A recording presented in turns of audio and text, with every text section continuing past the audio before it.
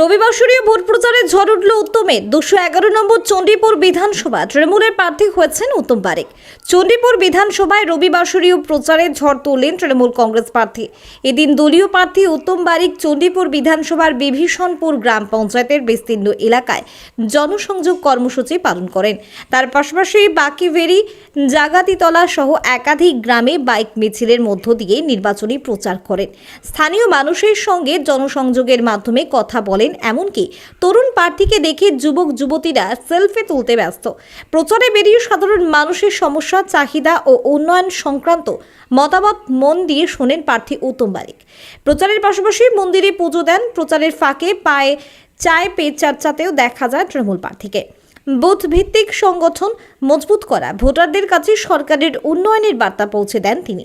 বিভিন্ন এলাকায় প্রার্থীকে ফুলের মালা ও ফুল দিয়ে বরণ করে নেয় তৃণমূলের কর্মী সমর্থকরা। তৃণমূল প্রার্থীকে পেয়ে উচ্ছ্বসিত এলাকার মানুষরা। তৃণমূল প্রার্থী বলেন, রাজ্যের মুখ্যমন্ত্রী উন্নয়নের নিরিখে চণ্ডীপুর বিধানসভায় জয়ের প্রতি সম্পূর্ণ আশাবাদী রয়েছেন তিনি। এমনকি পূর্ব মেদিনীপুরে 16টি বিধানসভায় 16টিতে তৃণমূল কংগ্রেস জয়লাভ করবে বলে জানান তিনি। দেখুন, রবিবার সোমবার তৃণমূলের কাছে সব দিনটাই প্রচারের শুরুর শুভলগ্ন। তার কারণ তৃণমূলের নেত্রী মমতা বন্দ্যোপাধ্যায়, বাংলার মানুষের দেশনেত্রী, জননেত্রী, মনের মণিকোঠায় যিনি বিরাজ করেন তার নাম মমতা বন্দ্যোপাধ্যায়, নেতা অভিষেক বন্দ্যোপাধ্যায়। তিনি যেভাবে বাংলার মানুষের কাছে প্রতিনিয়ত উন্নয়ন পৌঁছে দিয়েছেন, মানুষের সুখে দুঃখে আছেন, মানুষের সুবিধায় আছেন, বাংলায় যেভাবে 2011 সাল থেকে শান্তি প্রতিষ্ঠিত হয়েছে, চিন্তার কোনো কারণ নেই। তৃণমূল কংগ্রেসের কর্মীরা মানুষের কাছে পৌঁছালেই মানুষ ভোট দেবেন এবং তৃণমূল কংগ্রেসের প্রার্থীকে নির্বাচিত করবেন। 21 বিধানসভা নির্বাচনে এই বিধানসভা থেকে সোহম চক্রবর্তী বিধায়ক হয়েছেন। এরপরে আপনি একদিকে সভাধিপতি, অন্যদিকে আবার প্রার্থী হয়েছেন। মানুষের কি স্বতঃস্ফূর্ত লক্ষ্য?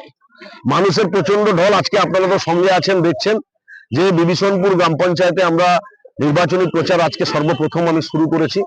আমাদের 1 নম্বর পঞ্চায়েত সমিতির জোন অরূপ সুন্দর পণ্ডা এই এলাকারই ছেলে, এই ভূমিপুত্র, তিনি পঞ্চায়েত সমিতির সভাপতি।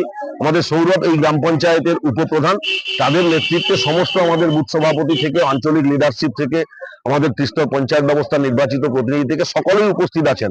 আর এলাকায় মানুষের ঢল নেমেছে। মানুষ স্বতঃস্ফূর্ত ভাবে তৈরি, শুধু কখন ইভিএম ভোটিং মেশিন পাবেন আর ঘাসের ওপর জোড়া ফুলে ছাপ দিয়ে ভারতীয় জনতা পার্টির জামানতটাকে বাজেয়াপ্ত করবেন। অন্যান্য বিধানসভায় কি ভোট প্রচারে যাবেন? অবশ্যই যাবো। আমি গত কয়েকদিন ধরে সমস্ত অনেকগুলো বিধানসভায় ভোট প্রচার করেছি, আবার সমস্ত বিধানসভায় ভোট প্রচারে যাব। তার সাথে সাথে চণ্ডীপুর বিধানসভাতে আজকে শুরু করেছি। পরপর যখন যেরকম শিডিউল আসবে সেরকম যাব, বাইরের বিধানসভাগুলোতে প্রচারে যাব। নন্দীগ্রামে আসছেন অভিষেক বন্দ্যোপাধ্যায়। হ্যাঁ, 25 তারিখ আমাদের নেতা অভিষেক বন্দ্যোপাধ্যায় নন্দীগ্রামে আসছেন। তিনি নির্বাচনী মিটিং করবেন, তবে সেই মিটিং এর মধ্য দিয়ে তিনি আমাদের নেতা যা নির্দেশ দেবেন সেই নির্দেশ আমরা অক্ষরে অক্ষরে মেনে পালন করি।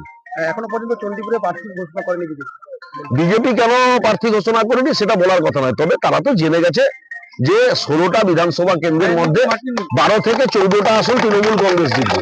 প্রার্থী ঘোষণা করা না করা সমান। ব্যুরো রিপোর্ট, এখন খবর চণ্ডীপুর।